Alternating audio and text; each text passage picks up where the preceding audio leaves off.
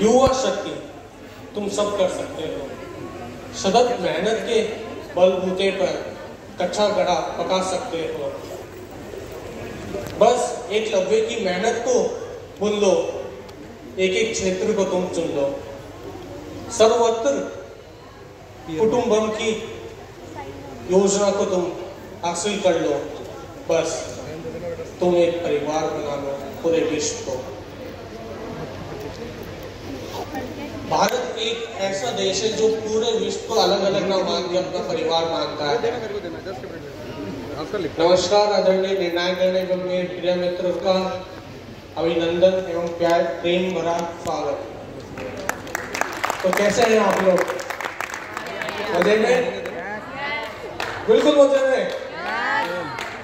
चलिए चलते हैं आज के टॉपिक पर। भारत एक गौरवशाली प्रगतिशील देश है। भारत को पुराने दिनों से ही, प्राचीन काल से ही आध्यात्मिक गुरु, सोने की चिड़िया, कृषि प्रधान देश और अब तो यंगिस्तान के नाम से भी जाना जाता है। क्यों? क्योंकि भारत की 365 मिलियन जनसंख्या ही युवा है। इसी के ऊपर मैं कुछ चंद पंक्तियां प्रस्तुत करने वाला हूं। ये दुनिया वालों, गौर से सुनना। तो सब लेनी चाहिए। हवाम में हमारा रफाल का कमाल है। इस देश को चलाने वाला हमारा कमाल है। सही है। दुनिया वालों, पंगा मत लेना। इस देश का युवा कमाल का है। ये देश पूरे विश्व में बवाल है, बवाल है। जब पूरे विश्व में सभ्यता का वितरण हो रहा था, तब हमारे देश में शून्य का प्रतिपादन और सूर्य तक की दूरी का अंकन हो चुका था। हनुमान चालीसा में वर्णित है 100 योजन पर भानु लियो पाए मधुफल जानो। याद है आपको? वैसे तो विश्व में रिपोर्ट में ये कहा गया है जो एशियाई युवक है वो फिट नहीं है, पर इस बात को दत्ता बताते हुए हमारे देश के नीरज चोपड़ा ने फील्ड एंड ट्रैक में पहली बार सफलता प्राप्त की है। मतलब बंदे ने पदक जीत के लाया है। उसने धक्का बताया विश्व को, नहीं हमारा देश भी सफल बन सकता है। हमारा देश भी हर एक कमी को चुनौतीपूर्ण तरीके से पूर्ण कर सकता है।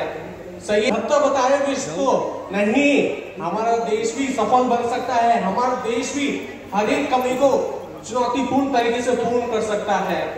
सही है कि नहीं? गुरु ठोको ताली। मैंने नहीं बनाई। आगे बढ़ते हैं। जब कोरोना काल था, पूरी दुनिया तहस नहस हो रही थी। बस भारत देश चैन की नींद सो रहा था। क्यों? आयुर्वेद प्राकृतिक चिकित्सालय के दम पर पूरे विश्व में लोहा माना किसका? भारत का। जब पूरे विश्व में महामारी के कारण विद्या का अनादर हो रहा था, विद्या नहीं पहुंच पाती, उस टाइम पर भारत ने दूरदर्शन, ई पाठशाला, रेडियो के दौरान, रेडियो के थ्रू हर घर घर में शिक्षा का प्रचार प्रसार किया। क्या कि नहीं किया? किया। ये भारत ही था जिसने कम लागत में मंगलयान को मंगल पर भेजा। मिशन मंगलयान, उसके ऊपर मूवी भी बन चुकी है। देखी क्या आपने? नहीं देखी? देखी हुई है। मजेदार लगी? बहुत मस्त। कौन बोला नहीं? खड़े हो जाओ भाई साहब, खड़े हो एक बार। अरे यार दम रखो, आपने नहीं बोला है, बताओ तो सही। खैर आगे बढ़ते हैं।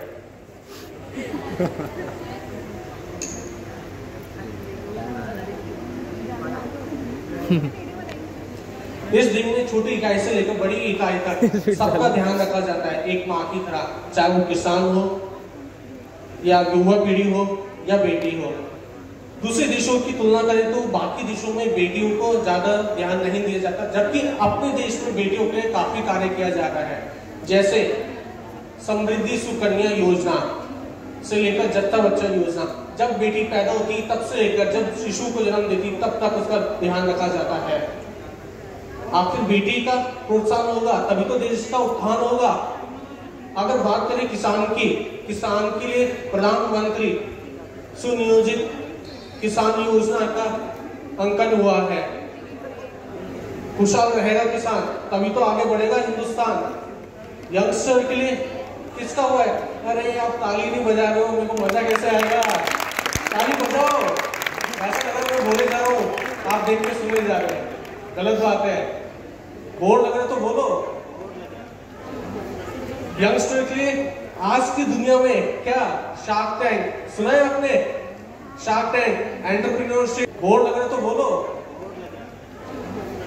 यंगस्टर के लिए आज की दुनिया में क्या शार्क टैंक सुना है आपने? शार्क टैंक, एंटरप्रेन्योरशिप, बढ़ावा मिल रहा है उनको।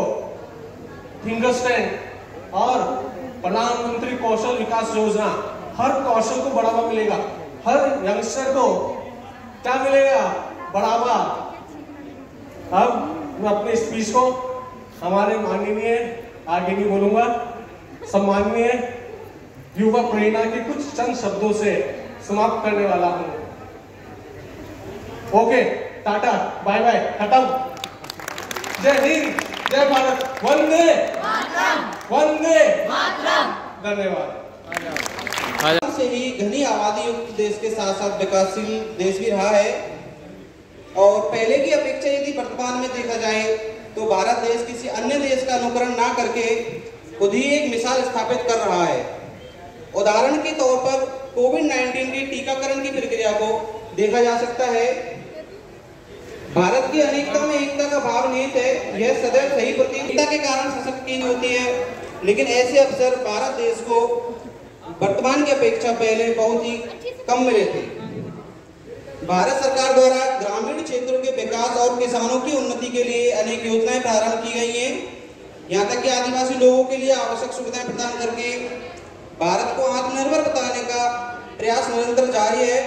कृषि क्षेत्र की योजनाओं की तरफ यदि नजर डालें तो जिसके अंतर्गत केंद्र सरकार द्वारा फसल बीमा योजना 13 जनवरी 2016 को प्रारंभ की गई, जिसके तहत फसल में प्राकृतिक आपदा आने पर आर्थिक सहायता प्रदान की जाती है। इसमें 90,000 करोड़ रुपए तक की दावों का भुगतान अब तक किसानों के खातों में किया जा चुका है।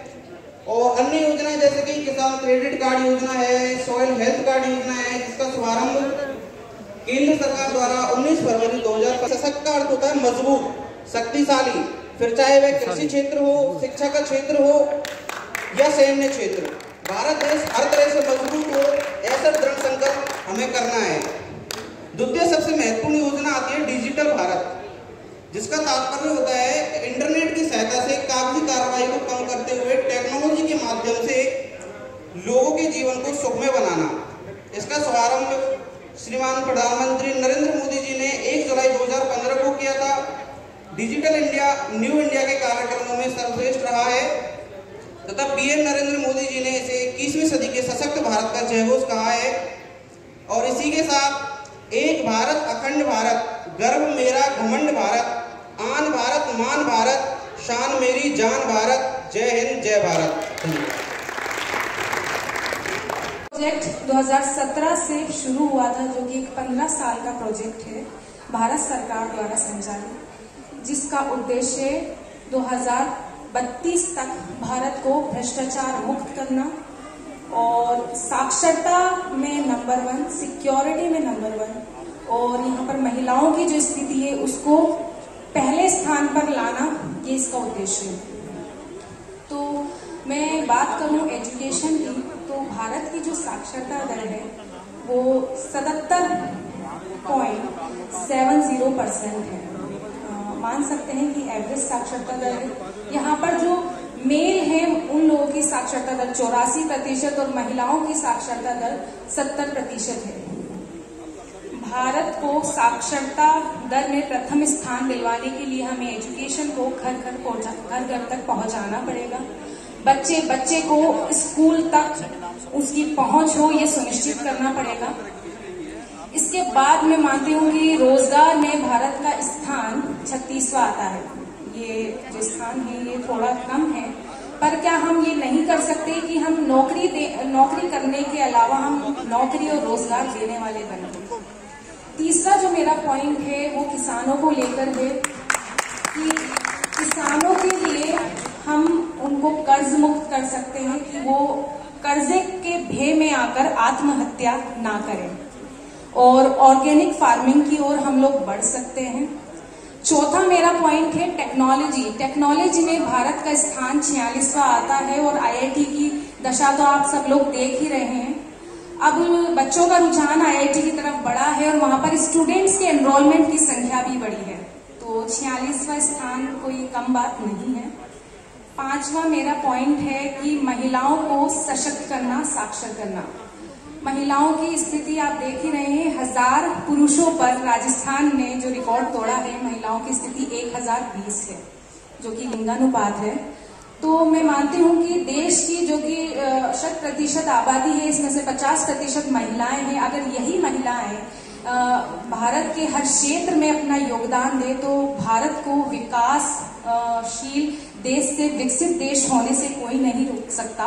और हमारा जो देश है, अगर हम ये जो नया भारत है, सशक्त भारत है, इस प्रोजेक्ट में सफल होते हैं तो साल 2032 तक हम लोग विकासशील देशों की श्रेणी से विकसित देशों की श्रेणी तक पहुंच जाएंगे और अपना नाम बनाएंगे। तो ये सब संभव सिर्फ हम लोगों से है।